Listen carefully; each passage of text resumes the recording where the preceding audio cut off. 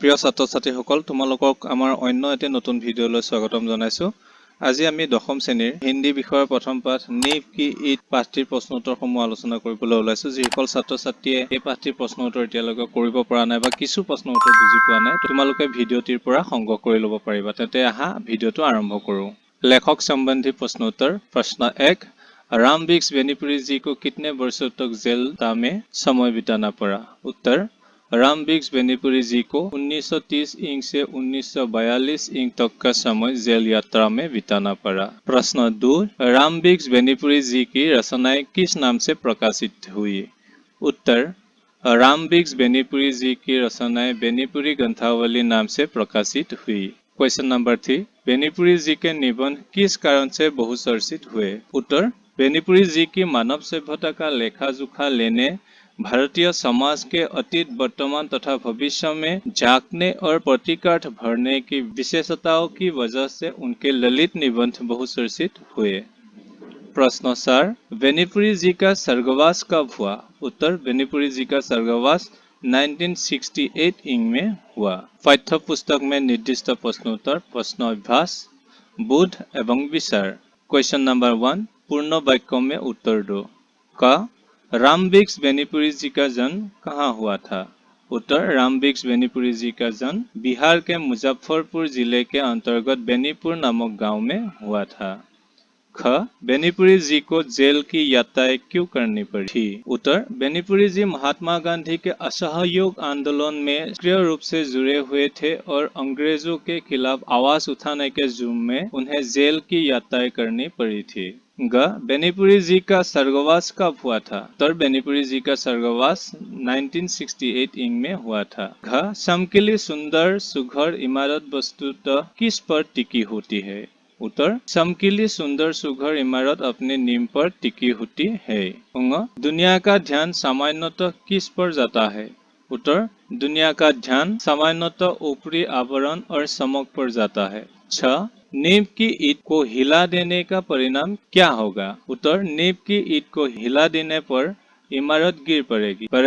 सुंदर सृष्टि हमेशा ही क्या खोजती है? उत्तर, सुंदर सृष्टि हमेशा ही बलिदान खोजती है। ज, लेखक के अनुसार गिरजाघरों के कलश वस्तुतः किन की शहादत से चमकते हैं? उत्तर, लेखक के अनुसार गिरजाघरों के कलश वस्तुतः उन अनेक अनाम लोगों की शहादत से चमकते हैं जिन्होंने ईसाई धर्म के प्रसार में खुद को समर्पित कर दिया। झ, आज किसके लिए चारों ओर होराहरी मची है? उत्तर, आज इमारत का कंगूरा बनने यानी प्रसिद्धि पाने के लिए चारों ओर होराहरी मची है।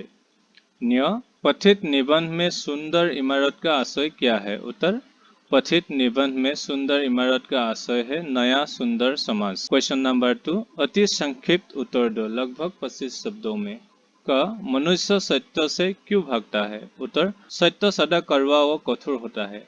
सत्य अपनी कठोरता की वजह से अक्सर दिल में छुप जाता है। कठोरता और भद्दापन एक साथ पनपते हैं।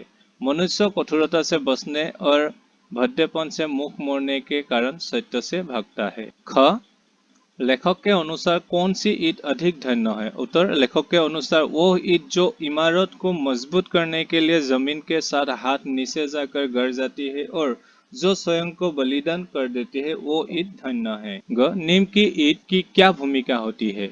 उत्तर, नींव की ईंट की इमारत की सबसे महत्वपूर्ण ईंट होती है।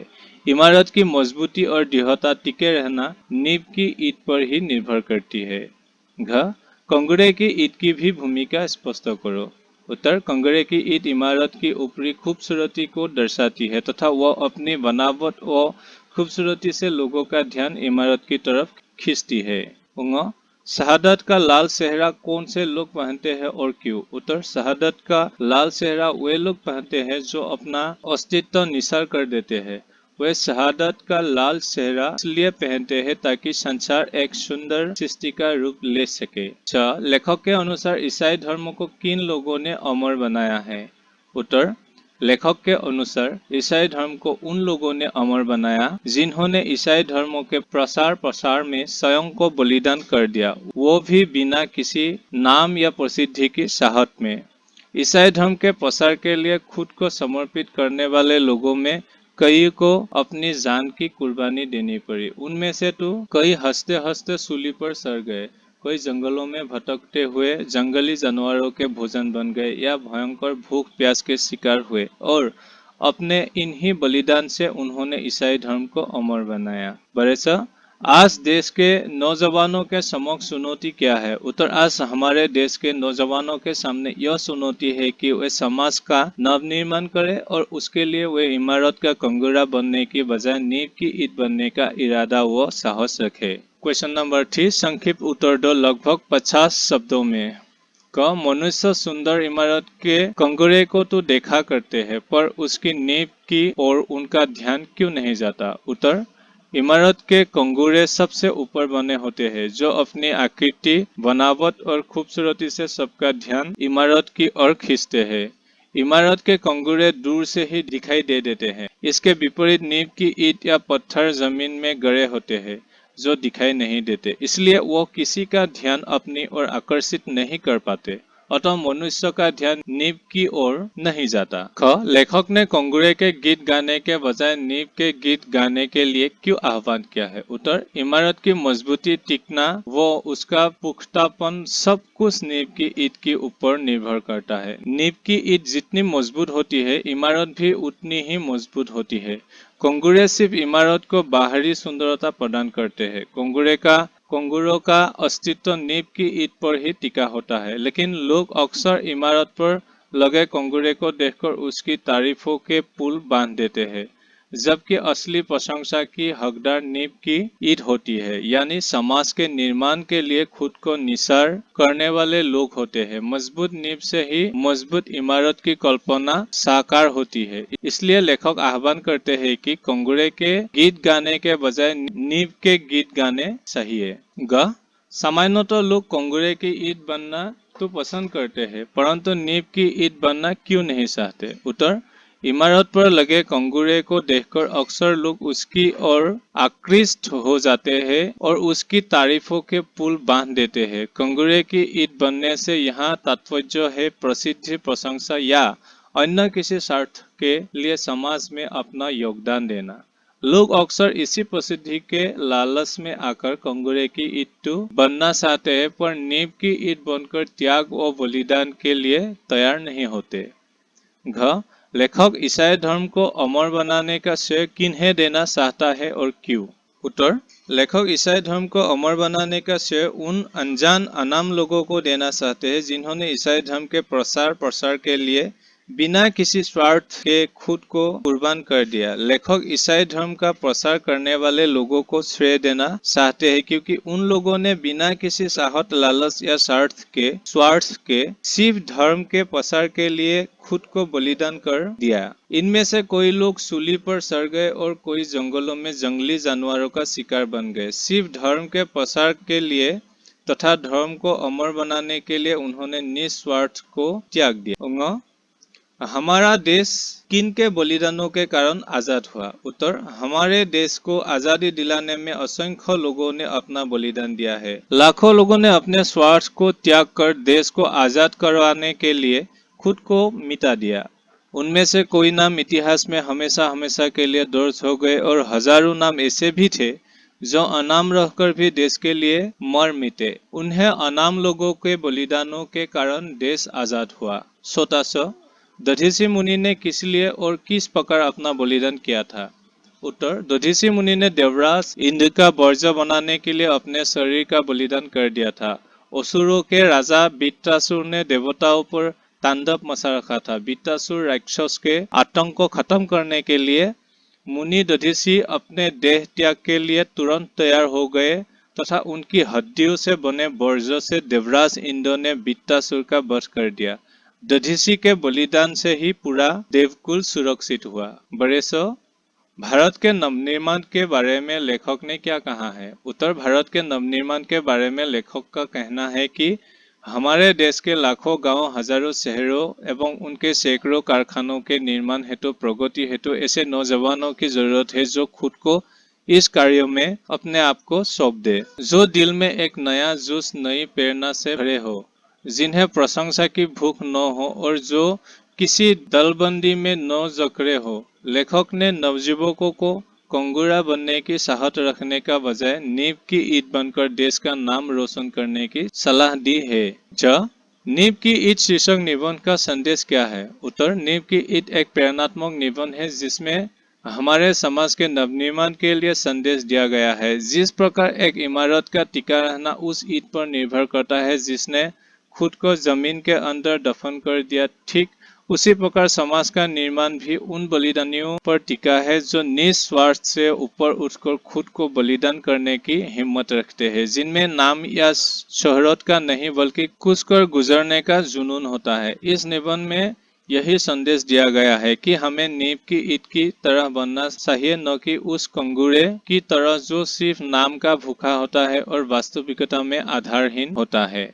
क्वेश्चन 4, सम्यक उत्तर दो। क, नींव की ईंट का प्रतीकार्थ स्पष्ट करो। उत्तर, नींव की ईंट निबंध में एक इमारत के बनने व टिकने के आधार को लेकर समाज निर्माण के बारे में बताया गया है। एक इमारत चाहे वो कितनी ही ऊंची या विशाल क्यों न हो, उसका अस्तित्व उस ईंट पर टिका होता है जो नींव में होती है। उसी प्रकार देश एवं समाज का अस्तित्व उसके निर्माण में किए गए बलिदानों पर टिका होता है। समाज निर्माण में नींव की ईंट का प्रतीक हर वह व्यक्ति है जो यश, लोभ, लालच, प्रशंसा की चाह बिना अथवा निस्वार्थ को स्वर आत्म बलिदान के लिए तैयार होता है।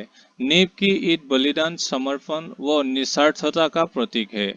ख, कंगूरे की ईंट का प्रतीकार्थ पर सम्यक प्रकाश डालो। उत्तर, कंगूरा महल या भवन का सबसे ऊपरी भाग होता है। कंगूरा किसी भी इमारत का वह भाग होता है जिससे इमारत का आकर्षण बढ़ जाता है और जो लोगों को इमारत की ओर आकृष्ट करता है। कंगूरे की ईंट प्रशंसा का प्रतीक है। समाज के निर्माण में लेखक ने कंगूरे को समाज के उन लोगों का प्रतीक बताया है जो यश, लोभ, लालच, प्रशंसा या किसी अन्य स्वार्थ के लिए समाज का काम करना चाहते हैं, जो वास्तविक बलिदान तो नहीं करना चाहते लेकिन किसी के बलिदान को अपना नाम देकर खुद प्रसिद्धि पाना चाहते हैं। कंगूरे का खुद का कोई वजूद नहीं होता है, वह तो स्वयं नींव की ईंट के बलिदान पर टिका होता है। यहाँ कंगूरा प्रशंसा के भूखे और झूठी यश की चाह रखने वालों का प्रतीक है। हाँ, शहदत और मौनमुख समाज की आधारशिला यही होती है का आशय बताओ। उत्तर, किसी भी समाज के नवनिर्माण में देश की प्रगति में अनेकानेक लोगों का हाथ होता है। शहदत यानी बलिदान और मौनपुक यानी चुपचाप रहकर जो समाज के नवनिर्माण में प्रस्तुत होता है वही सही मायने में समाज की आधारशिला रखता है। जिसे नाम की, यश की, प्रसिद्धि की चाह न हो लेकिन समाज को कुछ देने का जुनून हो, वही समाज का कर्णधार बनता है। नवनिर्माण बलिदान मांगता है, ऐसे लोगों की चाह रखता है जो चुपचाप अपने आप को जोखने को तैयार हो। यदि प्रत्येक व्यक्ति अपने स्वार्थ सिद्धि के लिए समाज में काम करेगा तो समाज नहीं बन सकता। समाज के निर्माण में ऐसे लोगों की जरूरत है जो निस्वार्थ भाव से काम कर सके। क्वेश्चन नंबर 5, सब प्रसंग व्याख्या करो।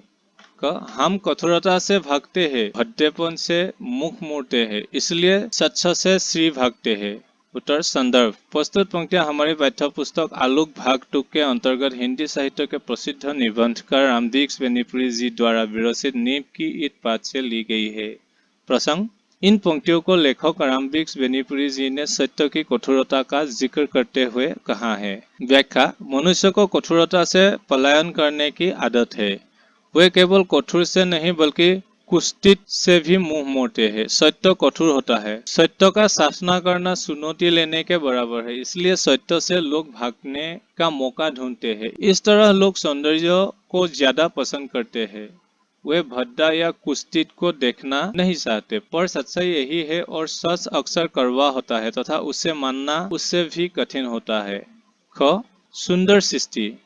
सुंदर सृष्टि हमेशा बलिदान खोजती है, बलिदान ईंट का हो या व्यक्ति का। उत्तर, संदर्भ प्रस्तुत पंक्तियां हमारी पाठ्य पुस्तक आलोक भाग 2 के नींव की ईंट नामक निबंध से उद्धृत है। इसके लेखक रामवृक्ष बेनीपुरी जी है। प्रसंग, इन पंक्तियों में नींव की ईंट तथा व्यक्ति के बलिदान के बारे में कहा गया है। व्याख्या, संसार की कोई भी सुंदर रचना तभी साकार रूप लेती है जब उसमें कोई अपने आप को पूरी तरह विलीन कर दे।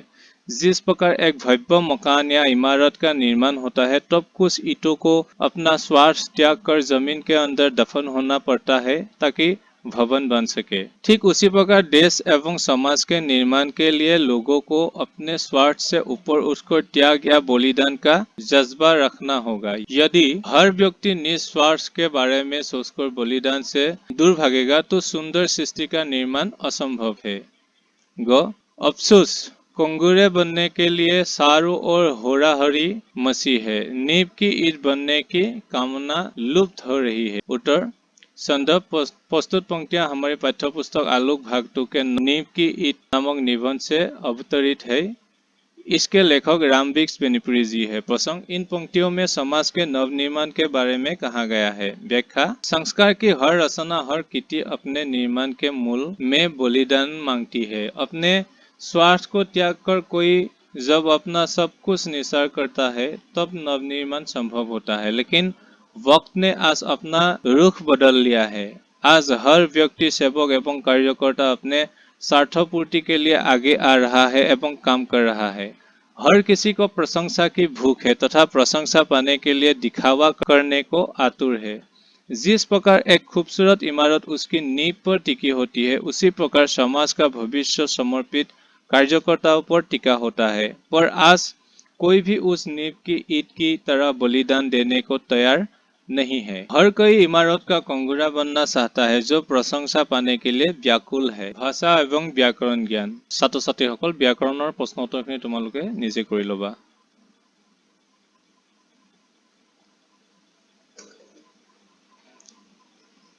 প্ৰশ্ন নং 3 কৈছে নিম্নলিখিত বাক্যको শুদ্ধ करो। এইখিনি ধুনীয়াকৈ লিখি দিছো, তোমালোকে চাই লিখি ল'বা। মই লাহে লাহে স্ক্ৰল কৰি গৈ আছো।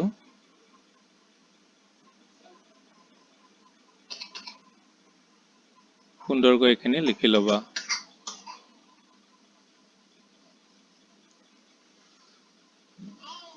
अतिरिक्त प्रश्नोत्तर, निम्नलिखित प्रश्नों के एक वाक्य में उत्तर दीजिए। क्वेश्चन नंबर 1, इमारत के किस भाग पर लोग ध्यान नहीं देते? उत्तर, इमारत की नींव पर लोग ध्यान नहीं देते। क्वेश्चन नंबर 2, मुनि दधीचि ने क्या दान किया था? उत्तर, मुनि दधीचि ने अपनी हड्डियों को दान किया था। क्वेश्चन नंबर 3, हमारा समाज किसके लिए आतुर है? उत्तर, हमारा समाज उदय के लिए आतुर है। निम्नलिखित प्रश्नों के 2-3 वाक्यों में उत्तर दीजिए। क्वेश्चन नंबर 1, नए समाज के निर्माण के लिए हमें क्या चाहिए?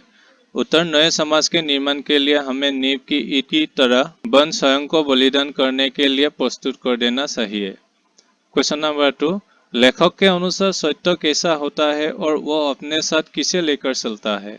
आंसर, लेखक के अनुसार सत्य कठोर होता है एवं कठोरता अपने साथ भद्देपन को लेकर चलती है। इसलिए यह कहा जा सकता है कि सत्य के साथ भद्दापन भी जन्मा करता है। क्वेश्चन नंबर 3, ईंट ने अपना अस्तित्व क्यों विलीन कर दिया? उत्तर, ईंट ने अपना अस्तित्व संसार को एक सुंदर सृष्टि दिखाने के लिए विलीन कर दिया। क्वेश्चन नंबर 4, आवरण के नीचे जो ठोस सत्य है उस पर कितने लोगों का ध्यान जाता है? यह आवरण और ठोस सत्य किसके लिए प्रयुक्त हुआ है? उत्तर, यहाँ पर आवरण इमारत पर बने कंगूरे के लिए तथा ठोस सत्य नींव की ईंट जिस पर कंगूरे का वजूद निर्भर करता है के लिए प्रयुक्त होता है। क्वेश्चन नंबर 5, कंगूरे की ईंट किसका प्रतीक है? उत्तर, कंगूरे की ईंट समाज के उन लोगों का प्रतीक है जो यश, प्रशंसा अथवा अन्य किसी स्वार्थवश समाज का काम करना चाहते हैं, जो समाज हितैषी नहीं बल्कि आत्महितैषी होते हैं। निम्नलिखित प्रश्नों के 50 शब्दों में उत्तर दीजिए। क्वेश्चन नंबर 1, कैसे नींव की ईंट पर इमारत का अस्तित्व निर्भर करता है? उत्तर, नींव की ईंट के ऊपर इमारत की बाकी ईंटें टिकी होती है। यदि नींव की ईंट ही कमजोर होगी तो बाकी ईंटें उस पर नहीं टिक सकती और इमारत बन ही नहीं सकती। नींव की ईंट के हिलते ही इमारत ढह जाती है। इसलिए कहा जा सकता है कि नींव की ईंट पर इमारत का अस्तित्व निर्भर करता है। क्वेश्चन नंबर 2, हम जिसे देख नहीं सके वह सत्य नहीं है, यह है मूढ़ धारणा। आशय स्पष्ट करो। उत्तर, अक्सर यह माना जाता है आंखों देखा ही सत्य होता है, परंतु यह सब जगह सत्य नहीं माना जा सकता है। मूक बलिदान अनाम लोगों या वस्तु का आत्म बलिदान दिखाई नहीं देता, पर उनके बलिदान पर ही समाज की आधारशिला टिकी होती है और इसे झुठलाया नहीं जा सकता। क्वेश्चन नंबर 3, नवनिर्माण के लिए क्या चाहिए? उत्तर, नवनिर्माण के लिए ऐसे लोगों की जरूरत है जो निस्वार्थ से ऊपर उठकर सही मायने में कुछ करने का ऊर्जा रखते हैं, जो खुद को समर्पित करने से नहीं झिझकते हो और जिनका हृदय नई चेतना से अभिभूत हो, जो समाज हित में कार्य करना चाहते हो, न कि यश और प्रसिद्धि के लिए। প্ৰিয় ছাত্ৰ ছাত্ৰীসকল, এই পাঠটোৰ প্ৰশ্ন উত্তৰ ইমানতে সমাপ্ত হৈছে। অন্য এটি পাঠৰ প্ৰশ্ন উত্তৰলৈ শীঘ্ৰে আমি তোমালোকৰ ওচৰলৈ আহি আছো। তেতিয়ালৈ তোমালোকে চেনেলটো ছাবস্ক্ৰাইব কৰি আমাৰ ভিডিঅ'বোৰ চাব পাৰিবা। ধন্যবাদ।